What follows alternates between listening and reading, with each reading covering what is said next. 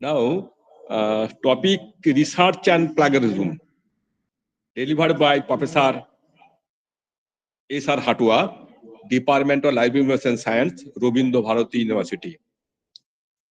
Dr. Sudip Ranjan Hatua, a DRTC alumni in presently a professor and HOD of the Department of Library and Information Science, Robindo Bharati University.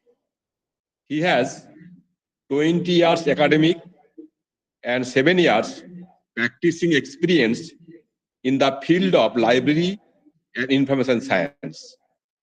He has served National Aerospace Laboratory, Bangalore, Karsak Engineering College, Hyderabad, Central Library, Indian Institute of Technology, Kharagpur, prior to joining as lecturer in Robindo Bharati University. He has done his PhD from Vidyasagar University under the supervision of Professor Devika. Presently, flavor of Robindo Bharati University Journal of Library and Information Science, a former UGC CARE enlisted research journal since 2013, except 2024.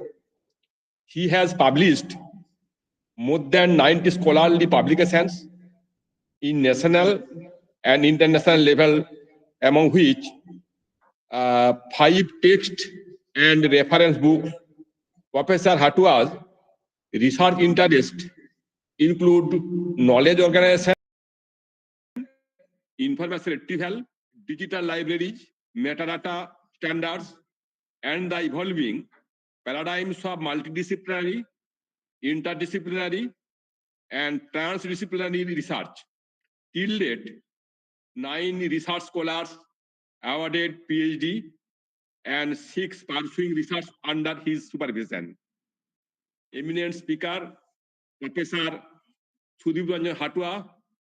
Now, sir, please start your class, sir. Thank you, sir, for detailed expression about me. I don't know how many participants are there. Are you listening me? Am I audible? Yes. Okay. So, before presenting my slides and etc., let me talk about some background why we are talking too much about research, plagiarism, research ethics, academic integrity, in such terminology since last few years, not very old. This is not very old. In our college days, when many people have done their research, they did their research silently. We hardly came to know that somebody is doing research. But nowadays, it's just like a advertisement or publishing. Many people know that yes, somebody is doing research. So many things have, so many burdens have been imposed in our academic area. Why all these things happened? Actually, India has one of the largest higher education system in the world. And now at present we have around 1,391 universities all over the country and 16,440 standalone institutions and 262 R&D institute, even more than 53,000 colleges. Why this much of setup? That's why India is the largest higher education system. And this much with this big setup, actually government had emphasized as many as possible the gross enrollment ratio in higher education, wanted to increase our gross enrollment ratio. And by 2025, our projected gross enrollment ratio is 46.5 million in higher education as per All India Survey of Higher Education survey. As a result, we are experiencing a massive increase in PhD enrollment too. As so many people are enrolling in higher education, that means number of scholars in PhD enrollment also increased. And They have also surveyed AISHE in 2021-22 that total PhD enrollment at present more than 2.12 lakhs. This rapid growth creates a pressure because when you are enrolling PhD, automatically your research output need to be public. Previously, that kind of pressure was not there in our. Knows that somebody is doing their research, they somehow published one book and that has been dumped in some library. But nowadays, it is mandatory that every PhD scholar have to publish their research output. It is often that's why people have got a huge pressure to publish, but most of the research scholars don't have the adequate training for research ethics, academic writing, how to write a research paper, citation practice. Obviously, you also might be experienced when writing some article. You cannot write just in a simple way what kind we call it probondo or essay. It's a technical writing. You have to write. Even writing style is different from different journals to one journal to another journal. That's also we need some training to write proper way. That means it's a kind of technical writing. So huge pressure imposed for publish or perish. Type of culture. After UGC introduced PhD regulations, especially from 2016 and 2018, actually that pressure starts from then only. Prior to 2016, there was not a big pressure for publishing, but it was mandatory from 2016 and 2018. And also UGC introduced three very peculiar rules. All you know, especially if you are engaged in college and universities, for career advancement scheme, for API and PBAS. These are the terminology all you might know. And minimum publication requirement for PhD to fulfill your PhD degree. Before submission, you have to publish minimum 2 articles. That's why a lot of pressure came into the picture. Also for promotion under CAS and recruitment, that means new entry. If you have a publication, then only you will get some marks, and that makes you in higher position in the merit list. So that makes the tremendous pressure to the academic fraternity. As a result, many scholars felt compelled to publish quickly. Publish in questionable journal, that means he has to publish, but when they are published, most of the students or research scholars are very unaware about that. Sometimes they have to pay a lot of money, called predatory journals, reuse text or idea improperly, how to use the others' ideas, don't know, and they are falling into the trap of plagiarism, and that became a shortcut, undermining genuine scholarship. It directs the affect the credibility, quality, and global standing on Indian higher education and research. I'll tell some data in this respect. Actually, a few years back, maybe a decade or less, India all of a sudden thought, especially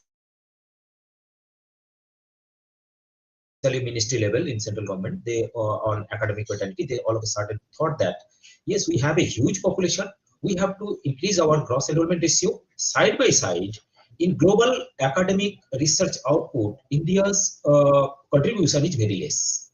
Okay, so that need to be increased. That's why they impose a lot of pressure for PhD scholars to publish. So by 2020, India became third global ranking for scientific publication. Previously it was 7th. Now India became third after China, America, and then India. So problem is number of publications have increased. We have moved from 7th to 3rd, but and India's scholarly output increased from around 60,000, more than 60,000 papers in 2010 to 1,50,000 in 2020. So huge jump all of a sudden. It's a rapid increase. You can say exponential growth. However, struggle with lower global citation. That means we are increased the number of publication we have contributed. That shows, but global citation means global research community, academic fraternity hardly cite Indian papers. That makes us the question of quality. So from here, as we have increased from seventh to third position for number of publication, but if we check our citation, citation means the output, the quality of my journal. If my quality of journal is good, then many people will refer my journal. That makes me the number of citation. And that in terms of citation, India become 19th, from 9th to 19th position. It obviously it varies database to database. So this was the problem we faced. Why this problem? So actually this problem is not the PhD scholars. It's not the all of a sudden it arises. It's our you can say engine, especially Indian or South Asian students. Characteristics of Indian education is responsible for that. You might be knowing or remembering that when you are studying in your school days, what your teachers or parents asked how to write a question paper or how to write an answer. Always you start with a quotation so that our quality of answer will be increased. We get more marks. That way we started. So in global academic environment, there is a gossip that Indian students, apart from Chinese and Vietnamese or all South Asian countries, in particular, are notorious for restoring the plagiarism. That gossip, it has been said by a very important person. And cheating is a part of our DNA, especially in the Southeast Asian students. It is a research statement. I will not show you the reference. You can just Googling it, you will get it. A very scholar people, highly educated person in a responsible chair, he has made this quotation. So cheating is just synonymous of plagiarism. Sometimes we ignore it. We take it granted that it's not a matter. If I ask some clue of the answer sitting in the examination hall, it's a kind of or is a part of plagiarism. Also, cultural and pedagogical factor also given some impact of such kind of writing culture. So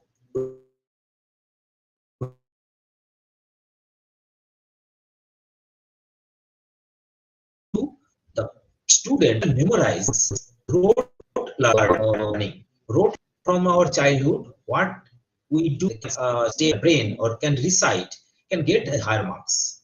Now memorizing something, that means I have studied something in my book and I have just answered from that book word by word. Now we never thought that it could be a part of plagiarism. You cannot copy, whether it is your answer script or it is your technical writing. You cannot copy directly from your answers. That's why sometimes most of the question paper at the top, it is written, write your own words. We never thought about that, why that statement come into the picture, write your own words. So memorization technique focuses on repeating information, fact, list, formula, through drills and repetition rather than understanding its deeper meaning. We hardly understood what is there in the meaning. That's why nowadays pedagogical change, new education policy has imposed that open book system will come into the picture very shortly. That all books will be open, you just write your answer, but question will be in such that you will not get directly from your book. So you have to understand the meaning, the holistic education system. We are approaching the holistic education system, and all because of this plagiarism and all such kind of copy paste. And when IT came into the picture, internet came into the picture, we thought that everything is our property. As it is open in the internet, it is open in the Google, I can copy, I can use it. That's not the fact. So this way, we should respect for authoritative text, reproduction of standard answer. Sometimes we generally tell our child or son that, okay, that person got the highest marks, so take the copy from him, just recite, okay, memorize and recite in your answer so that you will get same marks. That's our practice. Confused between learning and copying, what to copy and what to learn, we are confused. And this should start not in the higher education, it should start our child.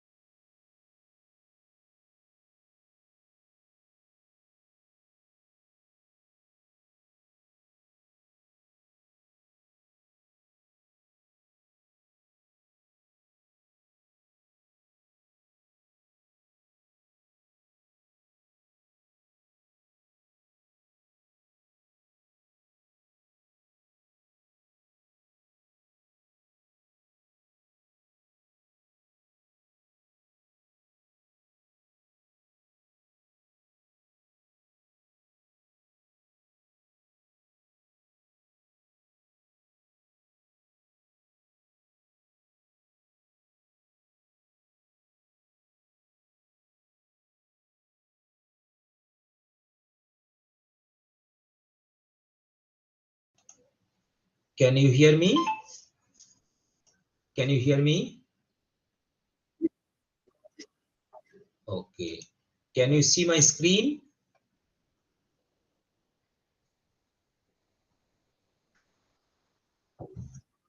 Yes. So now I am entering into my main topic. So, plagiarism in academic research, ethical practices, and preventive strategies. What you should do. As I already discussed that this plagiarism concept imposed forcefully by UGC with their regulation in 2018.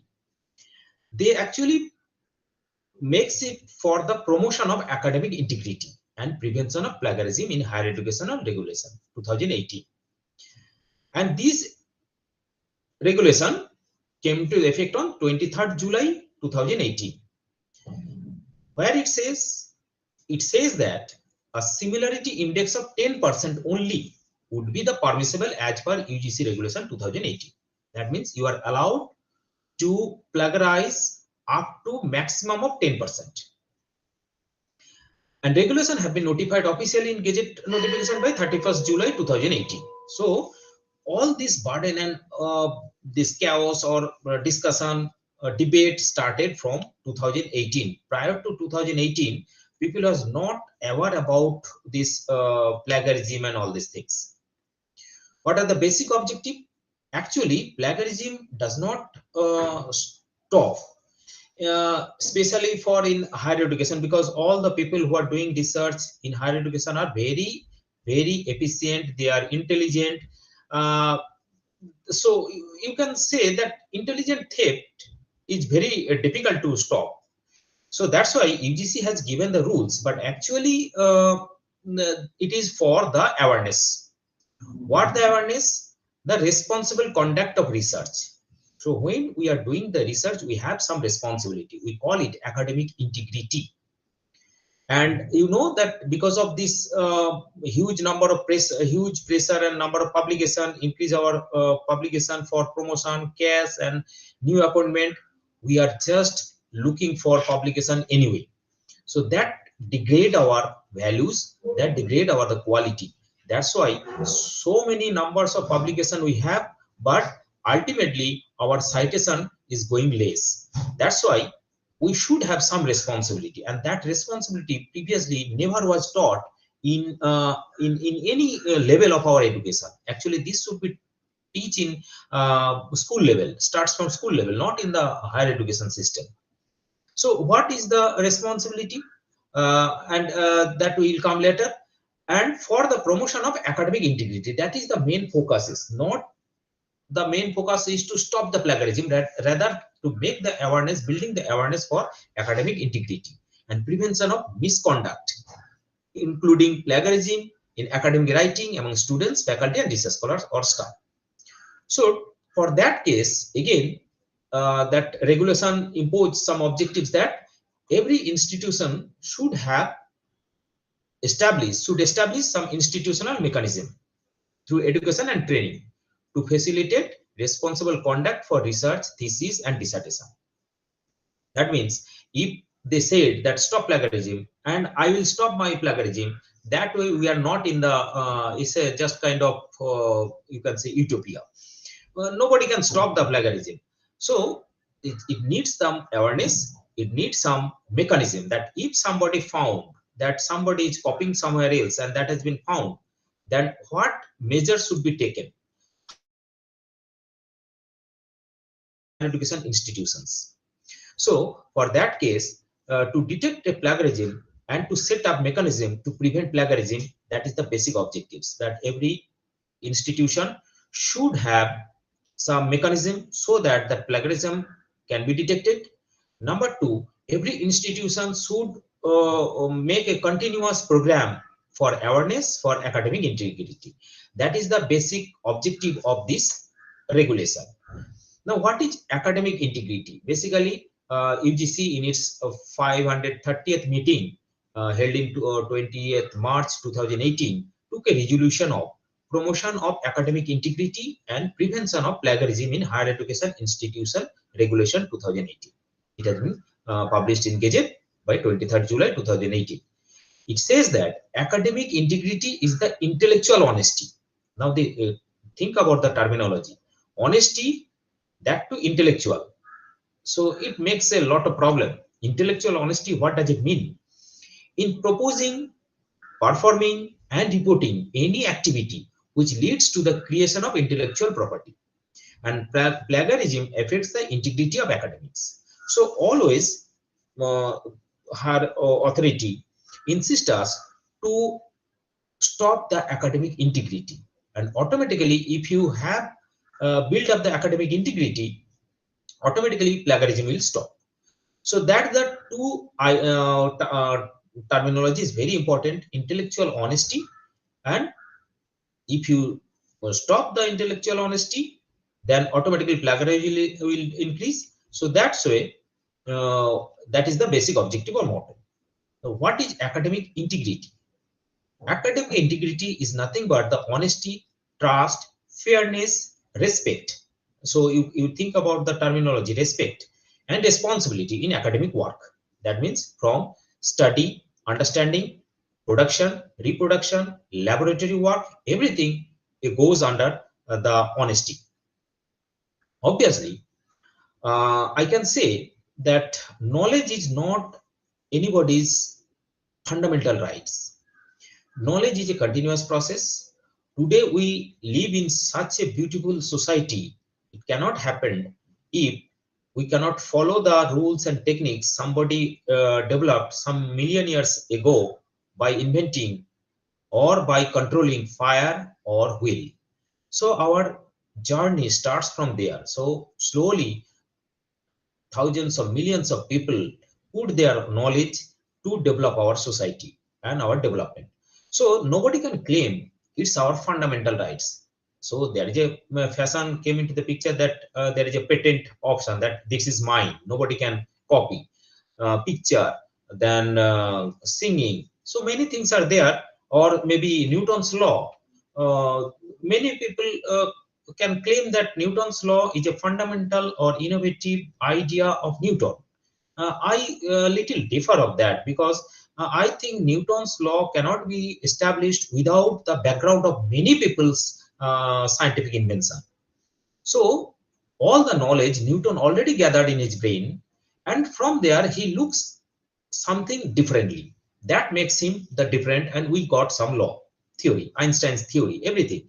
So Einstein all of a sudden cannot develop as a human being, and I am damn sure that Plato, Aristotle, Socrates, their philosophy thought has been inspired Einstein to reach him in such a level. So the responsibility, proper acknowledgement we should provide. Original contribution without unethical copy. So you have to always make a original contribution, and if you can copy Einstein theory, Newton's theory, but that time you have to make some responsibility of some acknowledgement. That's the academic integrity means. Now think about what is academic dishonesty, which is just violating the integrity. Very simple, copying from another students during the examination, as well as copying from another write-up from the internet as used as your own, using a crib sheet during closed book examination, preview the examination from a test file when the teachers does not permit this, presenting a paper copied from file or purchase presenting its original work, fake information taking from the and submitting as a laboratory experiment. Especially it happened for statistical data presentation. We do our research many times, we just mix some data wrongly. We never surveyed, we just put from somebody's else, or just occasionally it happened in statistics. They can do anything. Asking the examination content or answer from another student also goes under plagiarism. We hardly thought about that this can go for plagiarism. Using material from another student's paper without credit to the other students, or working in a group when the assignment was given individually. That also goes under academic dishonesty. Sitting for or taking an exam for another students. All of a sudden nowadays we are experiencing of that, especially in NIT, NEET and joint entrance examination. Writing a laboratory report without performing the lab activity also goes academic dishonesty. Claiming authorship or participation in a group paper or presentation when no contribution is made. People have teacher has given a group assignment to the say 5 students. Among 5 students, 1 student or 2 students has done the work, but as it is a group, rest of the 3 students put their name on that project paper. It's the severe activities of plagiarism. It's a severe activity of academic dishonesty. We should take action for this kind of students' activity. So what is plagiarism? Basically, it is a Latin word from plagiarius, meaning to kidnapping or snare. Plagiarism means stealing or copying another work and representing it as its own work. If we use another person's work under our name, if we copy others' idea and words and don't give them the credit, if we download copyrighted image or music or present them as our own, nowadays we downloaded or copied from some YouTube or some music channels, that is the falls under plagiarism. Even if you play some music in a say pandal, puja pandal, that is also fall under plagiarism without permission. If we copy maximum words and modify them so that we can cleverly use them under our own name, I will come this section in later. If we use someone else copyrighted music, video, or our own music cover or video, maybe I am doing some video and there I have used someone's, this is quite normal nowadays, people are making reels, and in the reels, in the background, we use some music. That is severe violation of copyright, and that goes under plagiarism. Maybe that singer or some you can say music distributor can suit a legal file against you. If we recreate an image, video, music, articles, etc. in such a manner that it is quite similar to original one, that also goes under plagiarism. So these are the few basic things of plagiarism. Let us check very methodically that what are the various types of plagiarism. So one plagiarism is known as source-based plagiarism, where reference is incorrect or not existence. Previously, this happened means in bulk way, means majority of the people, when internet came into the picture after 90s, majority of the people use the internet, and from there they copied. Even they use the reference, but willingly or knowingly they make some nuisance by not giving proper citation. Maybe one or two characters they missed from the URL. So reference is not correct. When you click, you will see the 404 error. That means the page not found. That is a severe activities of plagiarism. It's called source-based plagiarism. Second one is direct plagiarism. We call it verbatim. That means copying text from article without using quotation mark or proper citation. Many people have done. They thought that, okay, I have taken 3-4 lines. What is the problem? No, this is also goes under plagiarism. It's called as verbatim. Third one is self or auto plagiarism. That is also very confusing.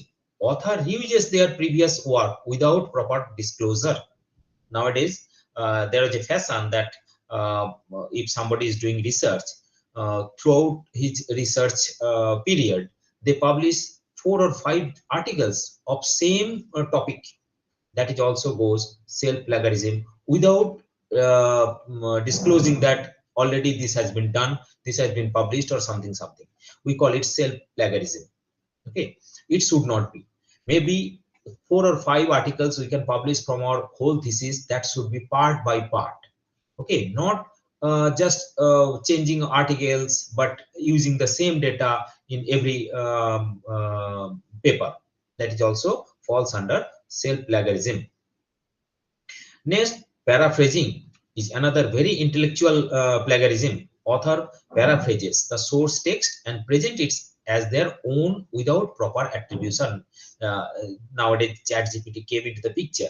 So most of the students, what they do, Grammarly is came. Most of the students, what they do, just taking some internet or some other places from 2-3 places and put it into the ChatGPT, ask them to merge it and compile it, and result it something different way. That is called paraphrasing. This also should not be there. Okay, that is also another kind of serious offense in academic integrity. Mosaic plagiarism. It also another rephrasing information taken from multiple sources. Same topic, maybe I have found that 5 author has written almost same area from I have taken someone 3 lines from one author, another 5 lines from another author, another 6 lines from another author, and compile it and make it as my own paper. So this is also a mosaic plagiarism, is also a kind of academic dishonesty. Then accidental plagiarism, that may happen on intentional, as the author does not follow the guidelines. Most of the cases, author have no awareness about the plagiarism, what to do, what not to do, how to do, but they have taken. That is also kind of plagiarism, but it is accidental. Many students can fall under this trap also. And finally, misleading attribution also is a very serious offense. That means an inaccurate or insufficient list of authors who contributed to a manuscript. Most of the cases, especially those who have in high position, often they ask their students to collect the data or prepare their work, write something, write a draft, but hardly they mention that they are also part of this project. This happened. Most of the cases this happened. So that's why nowadays option has came for contract, that if 4 or 5 people doing some work, they have a contract. in post or a pre write-up contract, that who will go the first author, who will go the second author, whose part, how long is contribution, how much is contribution for the paper, everything will be pre-defined, so that avoid the misleading attribution. So these are the basic types of plagiarism. So what constitute plagiarism and what does not count as a plagiarism? Very important, we should know. The everything that means the image, video, covers, slogan, articles, ideas, everything goes under plagiarism, but does not count. These are we are very much you are not really aware, most of us are not really aware that what will not cover or goes under plagiarism, like table of content. I am doing some research, I am submitting some thesis. The way I am writing my table of content may match some other way of writing content, or I can follow that. Yes, something I should write. Number one, introduction. Number two, literature review. Number three, methodology. Number four, data collection. Number five, conclusion. These table of content may follows 90% of the thesis research scholar. So sometimes if you put this for plagiarism check, then they may think that yes, it has been copied from somebody else, so it will increase your rating. So you can avoid it, you can stop it, that this is not a plagiarism. And obviously there is an option in software that how you can stop that, which items you can exclude for plagiarism checking. So table of content, bibliography. Many people can be refer many authors, or that can be repeatedly used as your reference. Now that also is out of plagiarism. You can use the bibliography, but that will not count it. Reference, same thing, that will not count it. Generic term.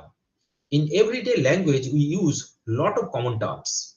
However, computer have given few clue inside, means they have write some syntax that these terms should not be taken, but still say Rabindra Bharati University, that is a very common term, but when it has been written that who is written, but somebody using Rabindra Bharati University in their text, when you will put into the plagiarism software, that will increase your plagiarism level, because Rabindra Bharati University will be matching many of the places in the internet. So that should be stopped. There is a technique. If I get time, I will show you how you can do it. Also, a lot of generic terms, widely used expression, standard symbol, especially in mathematics and science and engineering, common symbol, standard equation like E is equal to mc square, such kind of, or standard name, for example, Mahatma Gandhi born in, or some book, say letters to the daughter, or some autobiographies kind of things written by Jawaharlal Nehru. All these things are very common, so that can be used several times without plagiarism. That will not count as a plagiarism. Now, curbing the plagiarism by higher education institution, how to stop it? Higher education institution has given the instruction to all the higher educations to set up a mechanism. What is that? The establish a technology-based mechanism. That means when you will submit some thesis or article somewhere else, you have to submit plagiarism report. Now, where to do, how to do. So almost every higher education institution have their own setup.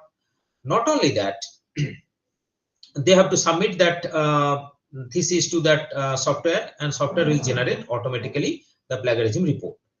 Now each supervisor shall submit a certificate indicating that work done by the research under him or her, and that is the plagiarism free, or maybe some portion of the plagiarism is matched.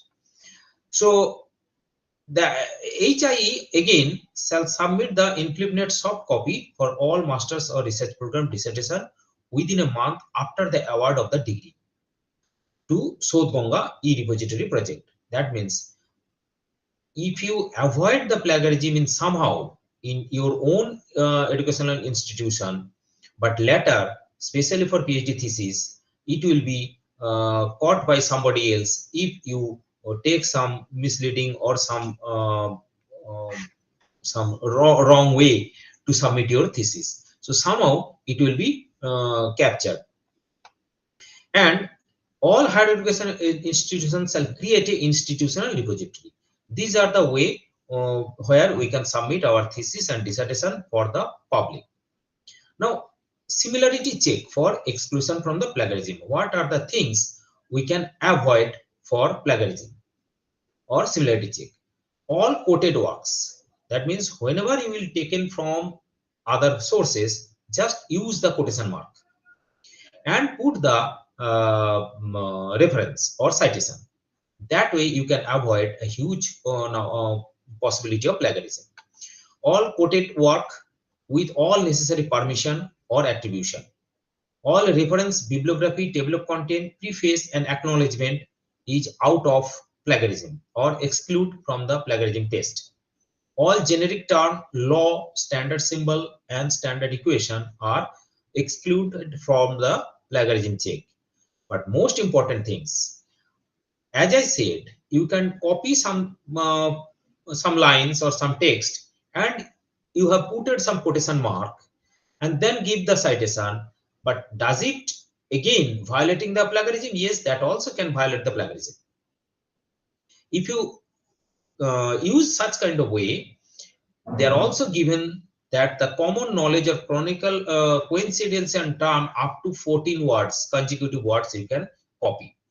Now, there, especially in literature, you need to make some critical survey or critical work. So many things you have to copy it.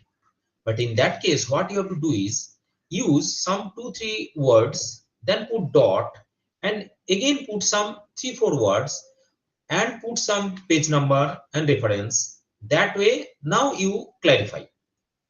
Okay, so that way you should not use that one full paragraph or full page within quotation marks, small font, but still that will goes under plagiarism. I think you will understand what I am talking about.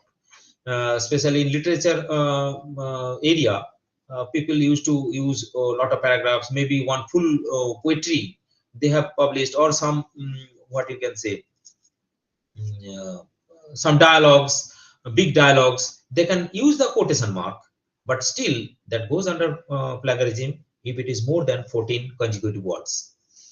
Now, under SIM check, abstract, summary, hypothesis, observation, result, conclusion, and recommendation. These are the things you have goes under plagiarism. That should be checked. Now, what will happen? But how much you can make a copy or plagiarism? UGC has mentioned the 4 levels of plagiarism. Level 0, if your result found 10% similarity, it's known as minor similarity. For that case, no penalty will be imposed. That means you can submit your thesis if it is up to 10% similarity, shows the 10% similarity. But if it is more than 10% to 40%, then it falls under level 1 plagiarism. Similarity above 40% to 60% is level 2, and 60% above is level 3 plagiarism. In rest 1, 2, 3, you have to check your system. Now, if anyone suspect how that higher education institution do once, what they will take the action. If anyone suspect with appropriate proof that in case of plagiarism has happened, maybe I have found that this thesis has been plagiarized from some other places, then what I have to do is I can report it in a departmental academic integrity panel. So every department should have a committee called departmental academic integrity panel. First, departmental academic integrity panel will investigate the matter and submit its recommendation to the institutional academic integrity panel within 45 days. That means every institution should have departmental academic integrity panel and institutional academic integrity panel. Now, institutional academic integrity panel again shall send the report after investigation and the recommendation on the panelist to be imposed to the head of the institution, maybe vice chancellor, maybe principal, within a period of 45 days. And the authorities of higher education institution can also take suo motu notice of an act of plagiarism and initiate proceedings. The same way, maybe somebody has complained, that way they can do, or higher education institution itself can make a suo motu notice that this has gone for plagiarism. Now, departmental academic committee, there will be a chairman, there will be two members.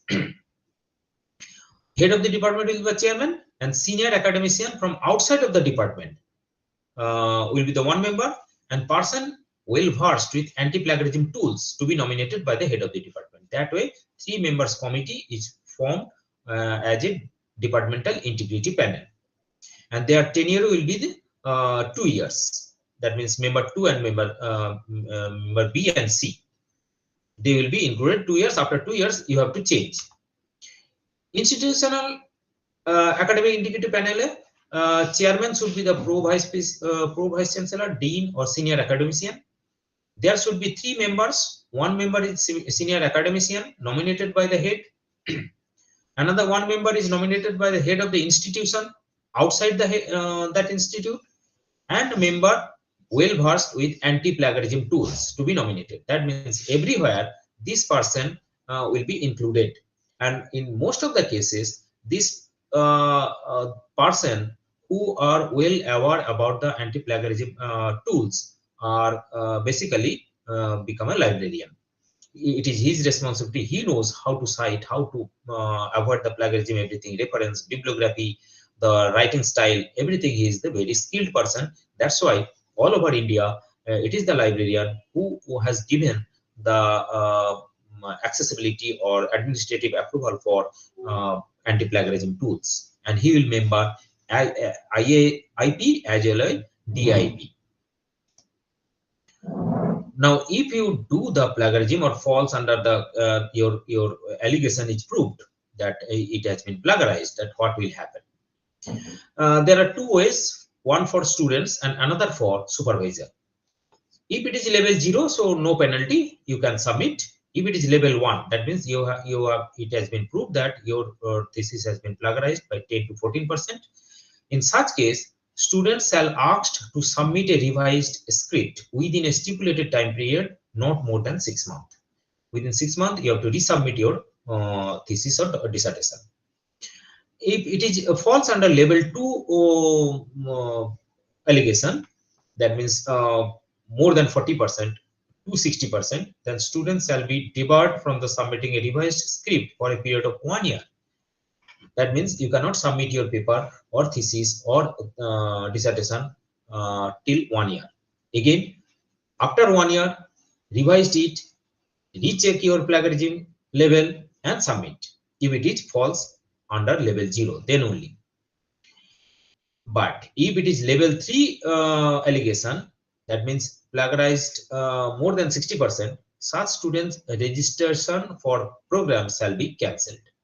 It is very serious, and many incidents had happened that PhD registration has been cancelled due to plagiarism, more than 60% plagiarism. But what happened for the supervisor or teachers? Obviously, level 0 means no problem. Level 1, similarity about 10 to 40%. In that case, actually thesis have been submitted by the students, and there will be no name of supervisor. But if it is a research output, journal publication, actually this goes for journal publication. In that case, that article will be authored by students as well as his supervisor. Students should not publish his own paper or the research paper alone. He should always publish his research paper with his supervisor, because the most of the ideas also came from his supervisor too. So this penalty is for the journal article, and if it is falls under level 1 plagiarism, so they have to ask to withdraw their manuscript. But if it is goes 40 to 60%, when it's level 2, then she has to shall have to ask to withdraw the manuscript. Not only that, shall be denied a right to 1 annual increment. So supervisor, if somebody is here, be very careful that if your students or your research paper falls under level 1 plagiarism, level 2 plagiarism, then your 1 annual increment will be stopped and shall not be allowed to be supervised to any new masters, MPhil and PhD scholar for the next 2 years. But very serious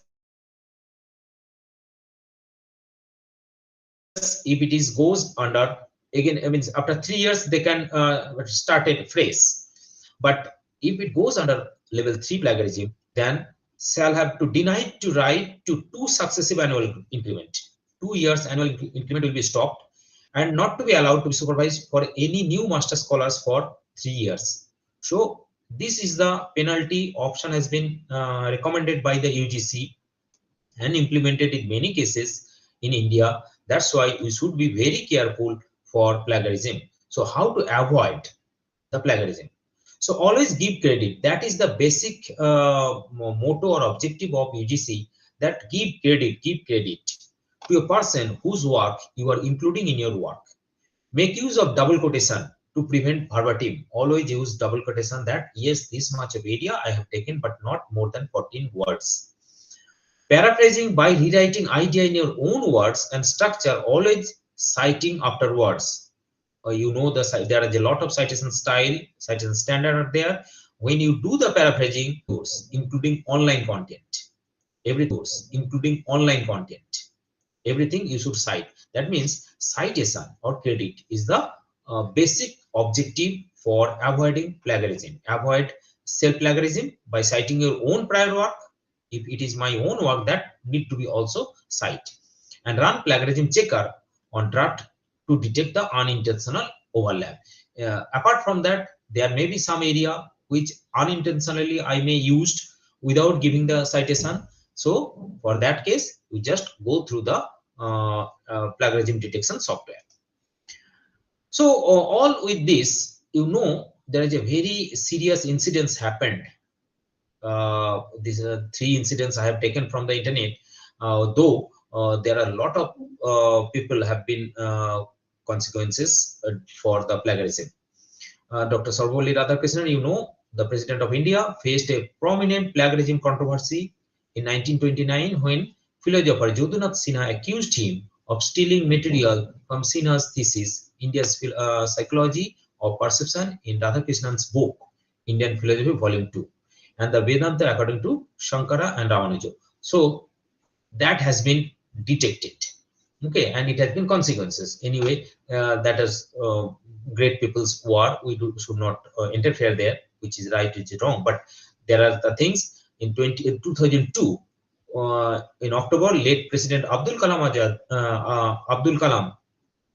APJ Abdul Kalam received a letter from Stanford University, and that letter claimed that physicist Professor B.S. Rajput, the then Vice Chancellor of Kumon University, copied the entire research paper of the Ranatha Kolas. So this way, his degree has been taken away. Kava Viswanathan, very recently in 2006, was accused of plagiarism of her debut novel in 2006, almost ended his career of this author. So this way, if you search, you will get lots of incidents who has been accused for plagiarism. And obviously, there is no direct rule for violation of plagiarism, but it goes under copyright law in India, IT law in India, and copyright infringement. So these are the law will be imposed for, and huge penalties should be asked. A lot of things have happened. So with this, I can conclude. After that, I think I will not get time to go to the live session that we are using here in Drillbit plagiarism detection software, and how beautifully they have done it. Though a lot of questions and doubt is there, people may ask why these things happened, but ultimately I tell the people or scholar that that software cannot stop you which is ethical, which is unethical. Software is just for detection. That means similarity checking. It's not a plagiarism detection software. Rather, it's a similarity checking software. That means he has find the similarity. It may be word, it may be context. Sometimes that complaint may come in our complaint may come to me that yes, I have used some Tagore's literature for the critical evaluation, so I have to use Tagore's literature. then why this software detection software Dilbert shows that I have copied 60% or 70% and plagiarized? I said that software will matching the things. You can avoid all these things to instruct the software that not to exclude the portion from the plagiarism. Automatically that will exclude. That means for plagiarism detection or similarity checking, supervisor had a huge role. Okay, once it has been fall or software shows, because software and computer is just a mechanical things, they cannot understand the context, that in which context it has been similar. Okay, so they just find it the similar, and for them it is easy because computing power is very high. They can easily detect from where it has been taken. Now it is the duty of the supervisor or research scholar that yes, I have taken, software has shown me that this portion has been taken from somewhere else, and I can stop it, that I have used properly. I have taken this portion ethically.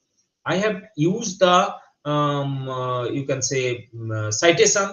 I have used the quotation. So do not check this portion as a similarity checking. So automatically your plagiarism reporting or level will be goes down. So that way software just give us a guideline or direction that these are the area you can check. If you see, satisfy that yes, this is not a plagiarism, you can defend. You can, if you say the logic, then no problem, you can reduce it from 40% to below 10%.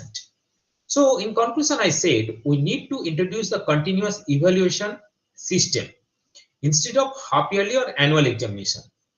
Okay, this examination pattern, the way of that means you have to submit every 6 month progress report. The research advisory committee you have to face. You have to publish within 6 years or within 6 months. So that makes us pressure. Same way, the examination system also. That half yearly examination means total you read, and one way you just recite Indian examination system.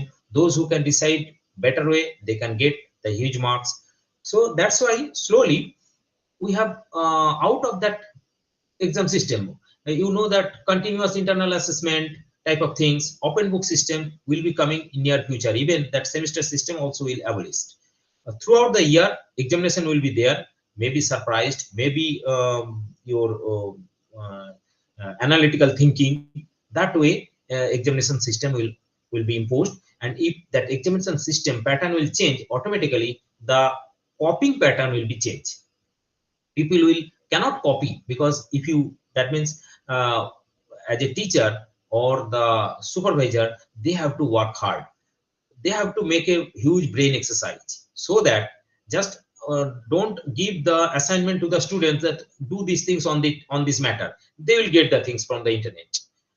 So you have to change the way of examination, way of study, way of pedagogy.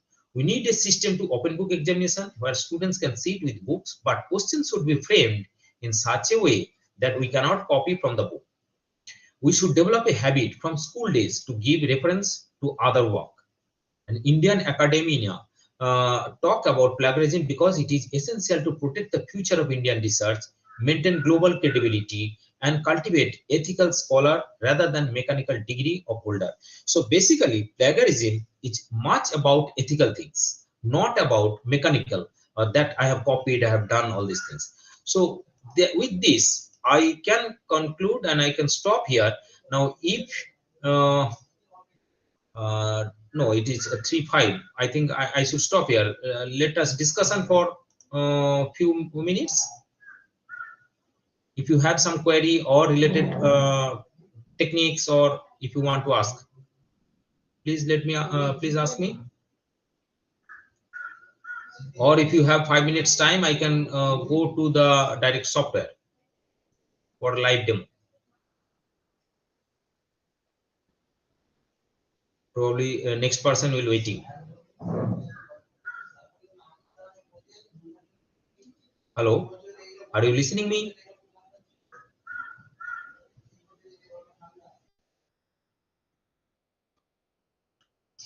Am I online?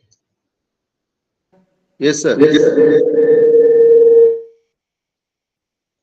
So, do you have any doubt, any clarification, any question?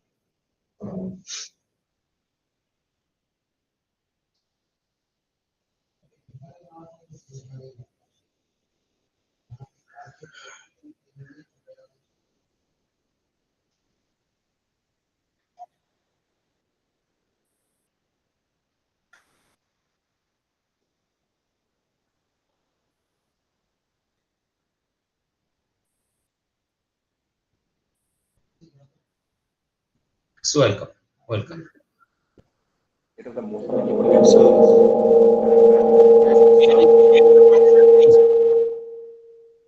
Thank you, sir. Thank you very much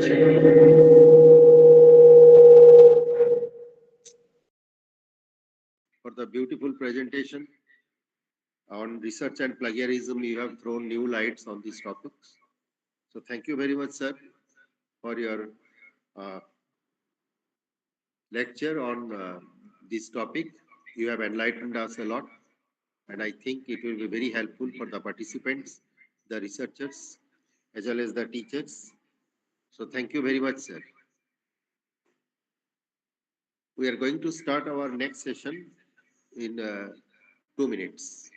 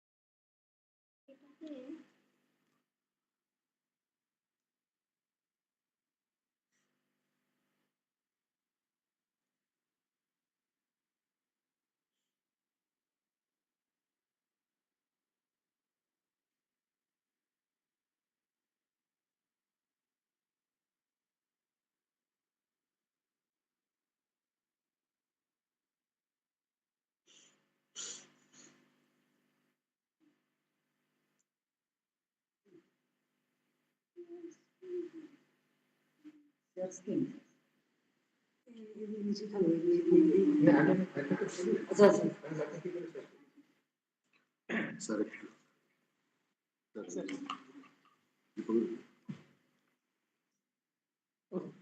small token. Thank you, thank you.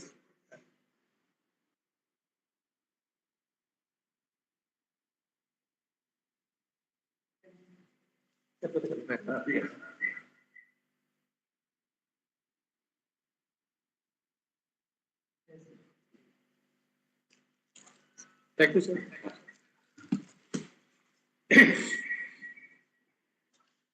So this session will be taken by Professor Deepak Kumar Midya.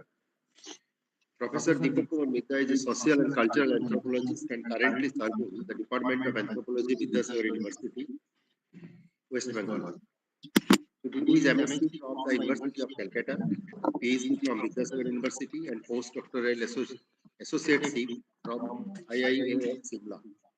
His research interests include ethnicity, tribal problems, Maoist violence, women empowerment, reproductive health, behavior of women, and aging and health care of the elderly people. He has been in teaching for more than 26 years and published about 55 research papers, one monograph, and 4 edited books. He has completed 8 projects sponsored by the UGC and ICSC New Delhi. The session is to you, sir.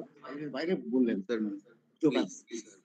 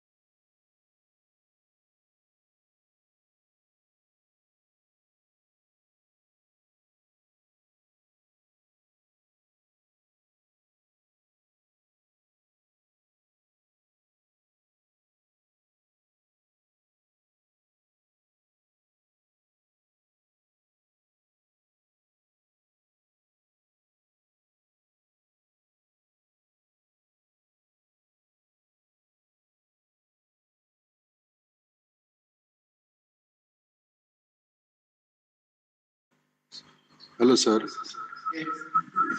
So the point is that when we are going to remote villages, the tribal areas, suppose,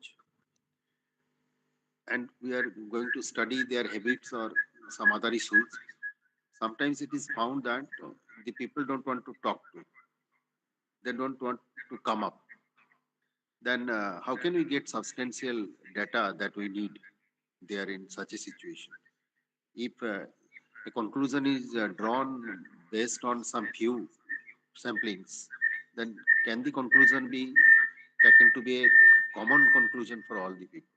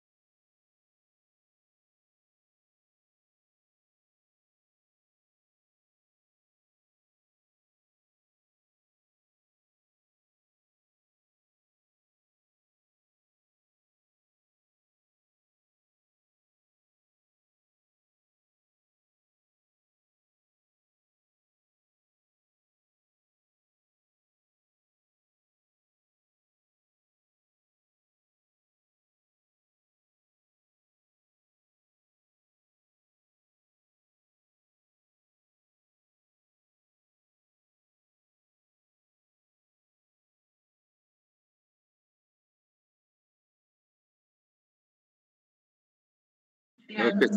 Thank you, sir.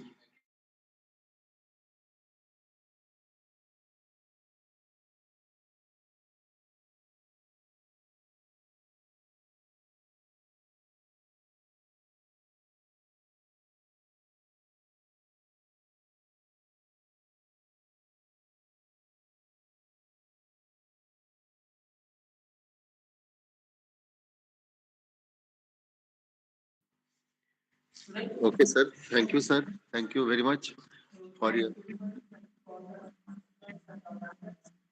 Thank you, sir, for your splendid presentation. Thank you, sir.